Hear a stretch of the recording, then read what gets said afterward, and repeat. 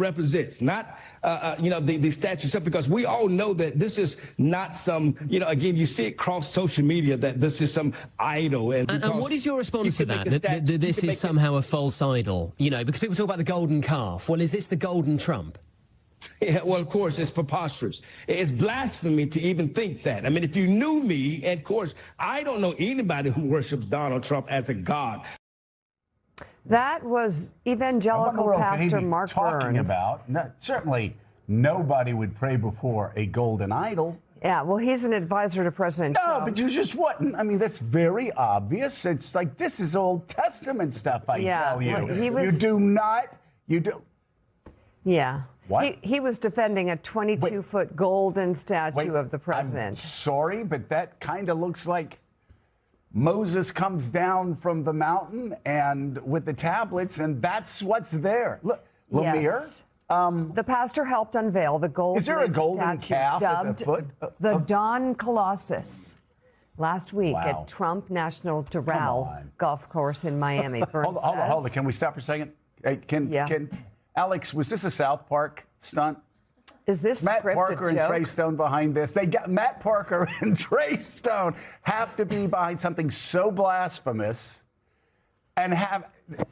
I'm sorry. Is this not a South Park episode where you have somebody that keeps pushing the town of South Park and pushing the town of South Park and they keep getting more and more blasphemous until they go, okay, let's just do the golden calf statue. So Pastor Mark Burns, who we just heard from there, also went on social media and wrote this phrase, "Let me be clear, this is not a golden calf." And I'll just say, if you have to say, if that's your defense, if you're already in the "let me be clear, this is not a golden calf," I think your defense is raising more questions than it answers. They say the monument is meant to symbolize resilience and patriotism.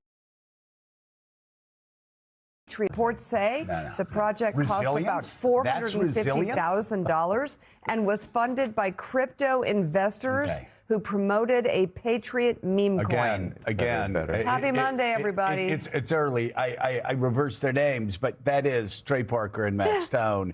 It's straight out of South Park, is it not? If it's Donald Trump, it's got to be a gold-plated calf at best. I mean, my parents would say "Cuckoo Namunyo." That is really crazy. But the pastor was clear, so he answered it. This is not a golden calf. All right, with us we have the co-host of our 9 a.m. hour, staff writer at The Atlantic, Jonathan Lemire, co-host of the Rest is Politics podcast, the BBC's Caddy K, President Emeritus of the Council on Foreign Relations, Richard Haass, and editor at The Insider, Michael Weiss, and U.S. national editor and columnist at the Financial Times, Ed Luce. I'm going to start out really quickly, just giving our condolences to Richard Haass, who couldn't even enjoy a Knicks sweep this weekend because so many people were busy calling him an anti-Semite on X. We won't give any names, but the fact that he would dare compare what's happening between Russia and Ukraine and the United States and Iran militarily, and people were suggesting that there's some moral equivalence. This is like saying that when everybody said for 30 years that Afghanistan was the Soviets' Vietnam, that'd be like saying, how dare you compare the evil empire and the United States of America? It's just preposterous. We're not even allowed now to even draw military analogies like we have forever about what may be happening there? You know what's so interesting, and when you think about it, is you got Putin going into Ukraine just over 4 years ago, right? Thinking it was going to be a 3-day war, cakewalk. Going to be a cakewalk. Get rid of the leadership. Get rid of Ukraine as an independent, Western-anchored country. Hasn't quite worked out that way. Well, maybe we'll get to it later, but Putin's losing the war. Yeah. I actually think the chances of a peace deal there are going up because Putin is flat out losing this war. Right. And then, obviously, Donald Trump confusing Iran and Venezuela, thought this was going to be a cakewalk. And by the way, it's not like everybody in foreign policy circles didn't warn him. This is not Venezuela. Don't go into Iran, Mr. President. This is not Venezuela. We have an update on that. No, and the lack said it every day here. The lack of expertise and experience in the room, that Israeli piece a few months ago, the Jonathan Swan piece with Maggie Haberman. Yeah. And what's stunning was the lack of anybody essentially, or standing up and say, hey, there's like 26 differences here, and maybe our assumptions aren't right. So yeah, in both cases, these leaders made enormous bets. Yeah. Turned out to be deeply flawed. Didn't work. And Michael, you know, we've been saying on the show, I guess Richard says it, and maybe he draws more attention, but we've been saying it on this show from the very beginning that if Donald Trump and his team didn't have such contempt for Zelensky, they would have realized that asymmetrical warfare had moved to the next stage. So big powers with great militaries, well, they can still be humbled by asymmetrical warfare. Ukraine is the center of gravity for 21st century warfare, right? I mean, 80% of Russian casualties are being delivered by first-person view drones that the Ukrainians have pioneered. How did the Pentagon miss that before they went into Iran? The interesting thing, the Pentagon is not missing it. The CIA isn't missing it. Donald Trump. Let me be more exact. Right. How did Pete Hegseth, Donald Trump, Benjamin Netanyahu, and Lindsey Graham miss what the entire intel agency and the entire Pentagon leadership knew? You know, it's so funny. This guy, Dan Driscoll, the Secretary of the Army, who went to Kyiv originally to talk about technology and drone warfare, and then was told to deliver this ultimatum to Zelensky: you must sign on the line which is dotted to make a peace deal and forfeit Donbass and over 100,000 people. He's become more of an evangelist for Ukraine because he sees what they do. He's like, we need some of that. That's what the United States needs to learn how to do. And, you know, the Gulf Arab states, which have cut all kinds of bilateral deals with Ukraine, much to the chagrin of Donald Trump, they're saying, hey, you guys went to war with Iran. You couldn't protect us from these Shahed drones. Guess who can? Guess who's teaching us how to shoot them out of the sky? Ukraine, a country you want to forfeit and sacrifice to the altar of Vladimir Putin. It makes no sense. And how bizarre there are Ukrainians all over the Gulf states right now, all over this, Saudi Arabia, all over the UAE. Why? Because they want to win. Because they want to protect themselves, and the United States can't protect them right now. Ukraine has the technology to do it. You wrote a great piece in The Atlantic this weekend. I think it was on Friday. And you talked about Donald Trump that was very bored with this war and wanted to move on, which we all knew he would be. And we all thought that, you know, I was saying 2 weeks. He had told me 2 weeks. It's going to be interesting 2 weeks. It's going to be 2 weeks. And then I remember saying, listen, there's no way this thing goes into May because he will get bored too quickly. He's going to want to move on and go on to Cuba and other things. He just can't. And we see why. Again, he can't leave that country with a nuclear deal that is even weaker than what he thought Barack Obama's deal was. He can't give them more money than Barack Obama gave. Remember the pallets of cash that Donald Trump and everybody else talked about? He can't be even more weaker. He can't leave with the Straits being owned by the Iranians the way it's owned by the Iranians. Now, even if they can make more money after the war on oil than before the war, he looks extraordinarily weak. So he can't leave unless he just wants to be seen as a weaker president than Jimmy Carter and George W. Bush in Iraq, the two presidents he constantly attacked for not getting good deals out of those countries. Yeah, Trump even returned to the pallets of cash argument on Truth Social over the weekend. He's clearly trying to work through in real time how he can get out of this war. He's desperate to get out of it. He is indeed, as one senior advisor used the word bored. That's correct. But there's also this sense he's deeply frustrated and feels like he's boxed in. He doesn't know how to get out. You just mentioned all the reasons why, if he were to bail now, it would be a significant loss. And already, he and the United States appear so much weaker. By the way, can we just underline for everybody? I'm sure everybody at the table will understand. If you lose Iraq, and we could argue about that because after the surge, you know, things got lined up pretty well at the very end. But if you lose Iraq, you don't destroy the world economy. Right. But as Dr. Brzezinski warned on Charlie Rose in 2012, if you go into Iran, then you set the world economy on fire. Why do I bring up Dr. Brzezinski? One, because I'm married to his daughter, and I think she'll be nicer to me if I do that. So. And two, he was saying what CIA analysts have been saying for 30 years, what people like Dr. Brzezinski have been saying for 30 years. Don't go into Iran. If you go into Iran, you're going to set the world economy on fire. And that's what's happening. I spoke to some ex-intel and military officials for this piece, and they say, for decades, we have wargamed what a battle with Iran would look like. Move number one for Iran is to close the Strait of Hormuz. Right. And that's the first step. This is as complex as this. If you punch Mike Tyson in the face, what happens? he's going to punch you back. Oh, okay. Yeah. And they knew where that punch was going to be. It was going to be a left hook straight across the strait. That's what's happened here. And also Iran, which has done this before, is reveling in its ability to sort of humiliate an American president. And that is what's happening right now. Kind of holding him hostage. They're holding him hostage. He desperately wants to move on other things. It is, whether it's Cuba, he understands the political pain here at home. Republicans are frantically telling the White House, look at gas prices, look at the costs, look at the polls. Yeah. We're in real trouble. But Trump can't even get Iran to, agree to the next meeting. He rejected they sent over a one-page proposal that Iran countered. Trump late last night, after Iran made Washington wait a few days for the answer. Another little tweak. To humiliate. Another tweak, Trump says last night, it's unacceptable. So, Ed Luce, this has to be all too familiar to you, writing, actually, the biography of Dr. Brzezinski. And I must say, reading that biography again, you felt sort of the pain as an American who, talking about myself now, who went through that process where the Iranians, day after day, week after week, would string American presidents along. And they did it, of course, to other presidents, too, only to humiliate them at the end. And it did it to Jimmy Carter all the way through his presidency and waited until Ronald Reagan was sworn in to let the hostages leave Iranian airspace. This is what Iranians do. They humiliate American presidents. It is a specialism that they've been developing over many decades.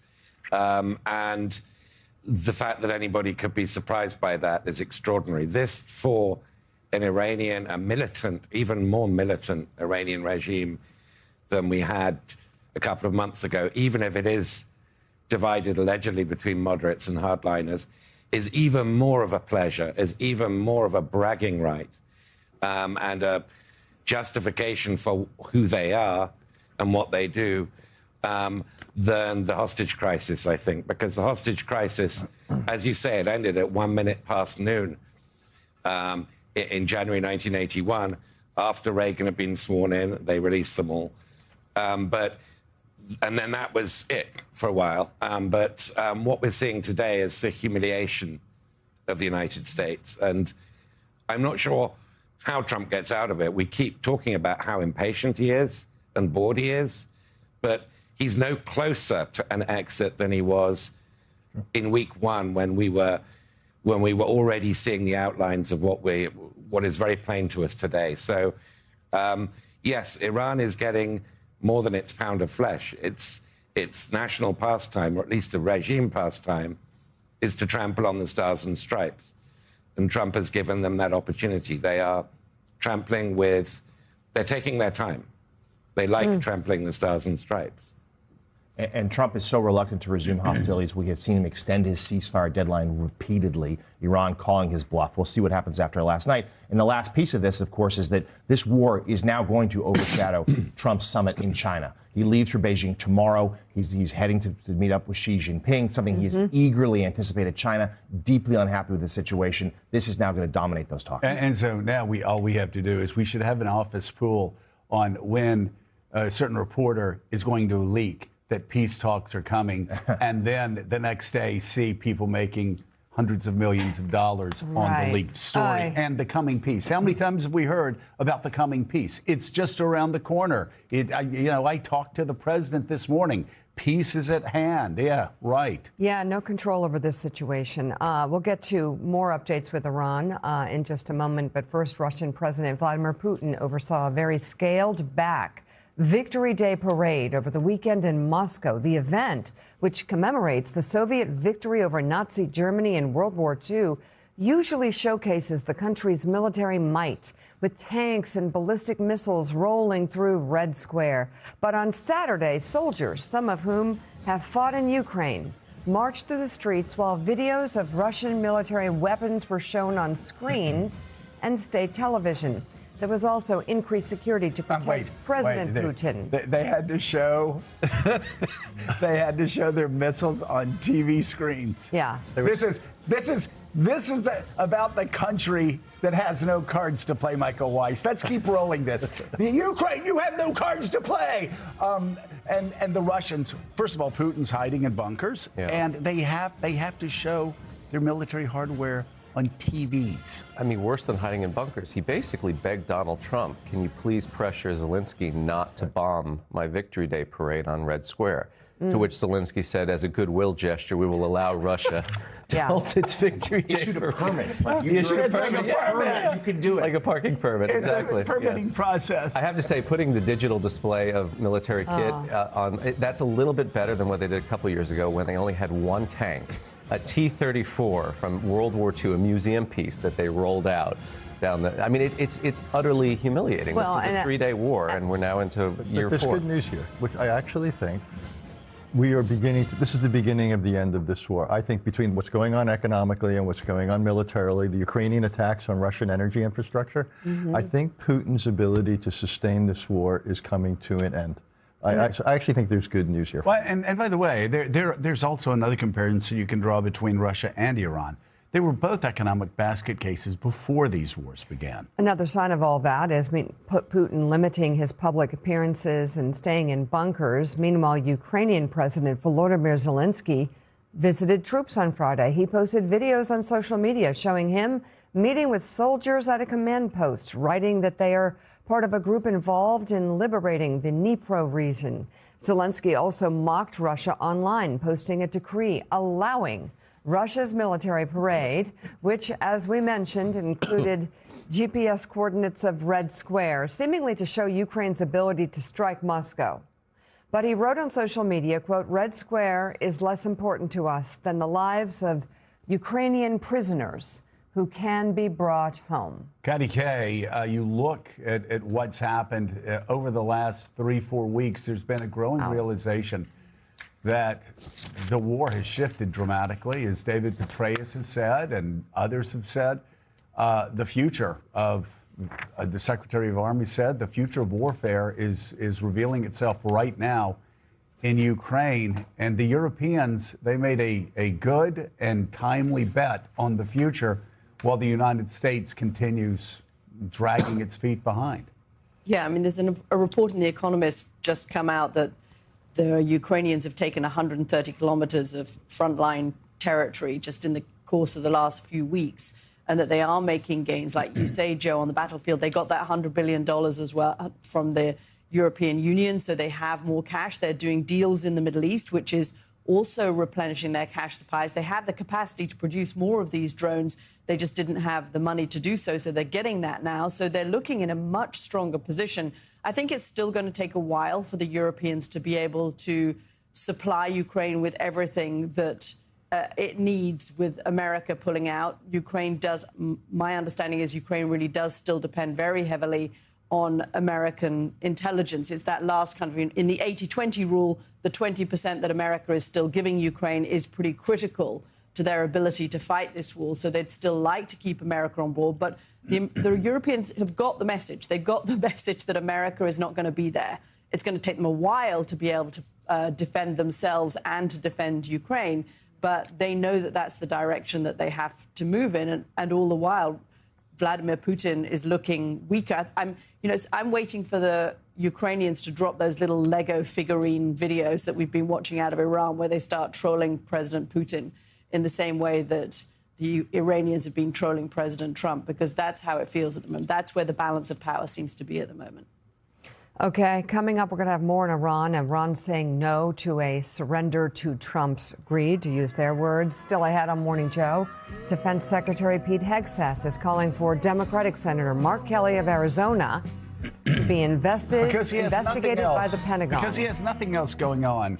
Well, number one. And number two, he's a child. Yeah, we'll show you what both of them are saying. Plus, one of our next guests says President Trump's redistricting push could cost Republicans more than it gains. Politico's Jonathan Martin joins us straight ahead with more on those developments. And as we go to break, a quick look at the traveler's forecast this morning from AccuWeather's Bernie Rayno. Bernie, how's it looking? Mika, it's another cold day in the Northeast for your Monday. Morning clouds will break for some sunshine along the coast. Boston, New York City, Washington, D.C., partly sunny Buffalo. cool but dry in Chicago. Watch out for a couple of gusty thunderstorms here from Charleston toward northern parts of Florida, toward New Orleans. Spotty thunderstorm in Houston as well. Not many delays if you're doing any traveling, just a few minor ones around Miami. To help you make the best decisions and be more in the know, make sure to download the AccuWeather app today. Enjoy your Monday. And as always, Ed Luce, your latest piece for the Financial Times, titled Premature Obituaries for Populism. And in it, you question the belief that the global wave of populism is coming to an end. You write in part, quote, both Trump and Brexit could equally have been declared failures in 2020. Indeed, many believe that COVID was populism's death knell. Trump was defeated 10 months into the pandemic. Evidence of Brexit buyer's remorse was also emerging by then. Neither were borne out. Trump came back 4 years later, and Nigel Farage's Europhobic Reform UK has been leading British polls for more than a year. Polls indicate that a year from now, France could elect Marine Le Pen or Jordan Bardella as president. Yet people would doubtless then declare a populist resurgence. So it's a bit mixed, isn't it? A bit mixed in Poland, a bit mixed, well, not mixed in Hungary, overwhelming defeat for populism in Hungary. But obviously in Britain right now, in part because of the Tories' total collapse, a void's been created. Yeah, I mean, so it's not just the collapse or lack of ideas that you're seeing on the centre-left with Labour, with Social Democrats in Germany, arguably with Democrats in the United States. It's also the collapse of traditional centre-right parties. So you look at Britain, the Tories and Labour used to get 90-something% between them. They're now polling at less than 40% between them. So it's a story of fragmentation everywhere, volatility. Recently, the Reform Party, the beneficiary of that, but the Green Party on the far left were also beneficiaries of that. It's a story of electorates just thrashing around looking for whatever the nearest middle finger sign is that they can find for the way things are going. And so the reason that I think those who are saying that populism is on the decline or is over, and a number of more and more voices are arguing that, and they're pointing to Orban's defeat, which was a major moment in April, and they're pointing to Trump's doldrums and the likely defeat in the midterm elections.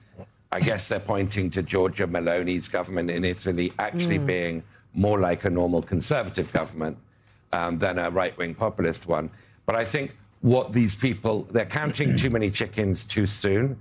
And I think what they're overlooking is that some of the conditions that gave rise to populism a decade ago, with Brexit and Trump first being elected, they're as bad, if not worse, today than they were then. And until the non-populists have got a theory of the case as to how to get us out of this, it's way too soon to be writing its obituary. Yeah, well, the Democratic Party right now certainly doesn't have a way forward. They're flopping about. If you look at their approval ratings, they're extraordinarily low. And, you know, in midterms, you can beat something with nothing. The bigger question is what happens in 28.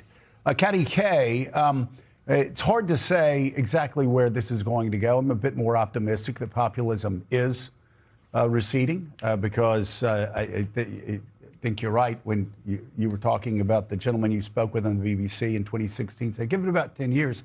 That's when people find out it's all bullshit. Of course, he didn't say that on the BBC, but I can say that on Morning Joe. I do think, though, the one thing we can definitively say here is that Brexit killed the Tory party as we know it. Brexit killed the Tories. They had no response to it. Boris Johnson went out, made a fool of himself.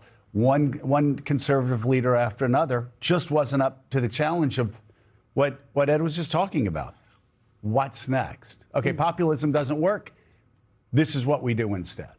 Yeah, I mean, they couldn't find a way to deliver after the Brexit referendum that made a deal that made Brits feel better off. And so I think that's been the malaise that's been particularly the case in the UK over the last 10 years. But I agree with you, Joe. There is a point at which populism, if it fails to deliver for people, and the time frame that I was given back in 2016 was 10 years, we end up with what you've spoken about recently, which is costs and corruption. And then you add in chaos as well. And that was certainly the reason that you had the vote in Hungary that you had. And I think it's the reason that you have the same situation here now with people looking at 10 years of Trump and thinking, well, am I better off? I mean, that's the essential question. Am I better off?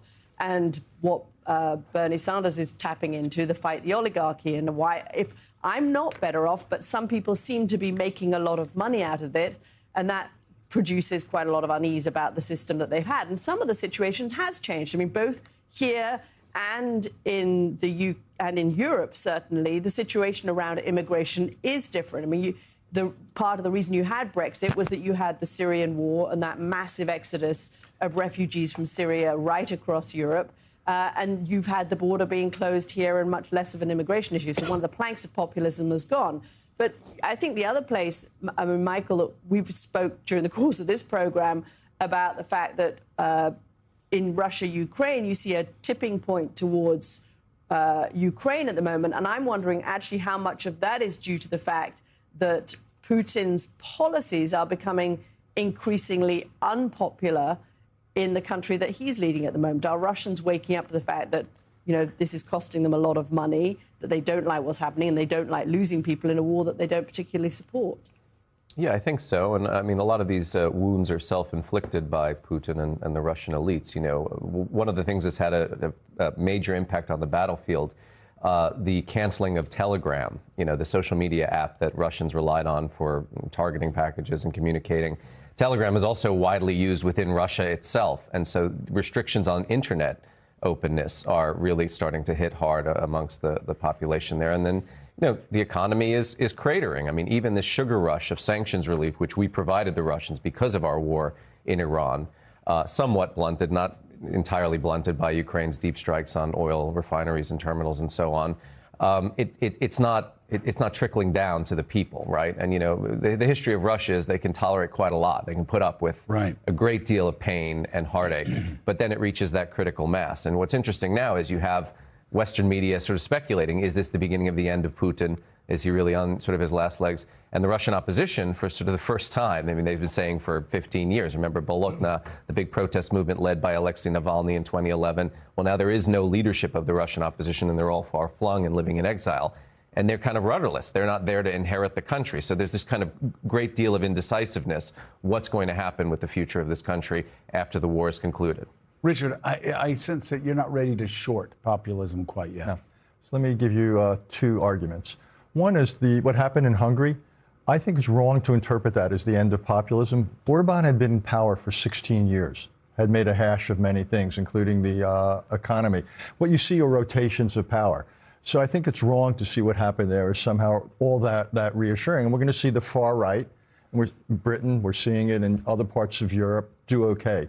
Also, what's going to really fuel populism? What did in the past? It was things like job disappearance, in part because of globalization, trade, new technologies. AI, I actually think, is going to fuel populism in this country big time. I think we've actually, rather than seeing populism recede, I think it's going to grow, in part for the reason you said. Neither party has begun to get serious about addressing prolonged joblessness. So what's so interesting is what's going on in Britain is almost like off-Broadway. The idea that you see sometimes off-Broadway what comes here to Broadway. What we're seeing in Britain, the fragmentation of the political system, it would not shock me if we begin to see it here. A post-Trump Republican Party, MAGA, Greens. I think if the Democrats and Republicans feel to be serious political parties, I actually think that we will see populism institutionalize itself in the United States increasingly. We need to go to break, but before we do, I just wanted to ask Katty Kay and Ed Luce, we'll go to you first. What do you think of Richard Haas's description of the King's Realm as, quote, off-Broadway? That's hot. I commend Richard for a very apt and accurate description. I mean, you look at New Labour and New Democrats, you look at Thatcher and Reagan, you look at populism in 2016. Brexit was a few months before Trump was elected. I think that some of the best theatre happens in off-Broadway, and they don't always make it onto Broadway. Yeah, sorry, Richard, but actually some of the best theatre happens in London rather than in New York. So we are going to claim the centre of theatre back in the New UK. Haven of the two. I'm sorry. Yes, and as proof of that, we are still waiting for the extraordinary production of Evita. Okay. To make it from the West End to Broadway. Ed Luce of the Financial Times and editor at The Insider, Michael Weiss. Thank you both very much for coming on this morning. Coming up, we'll have the latest on the fallout from the Virginia Supreme Court's decision on redistricting. And later, London Mayor Sadiq Khan will be our guest. We'll discuss his decade-long run as mayor and what he hopes to accomplish next. We'll ask the mayor what he thinks. Yes. Morning Joe will be right back.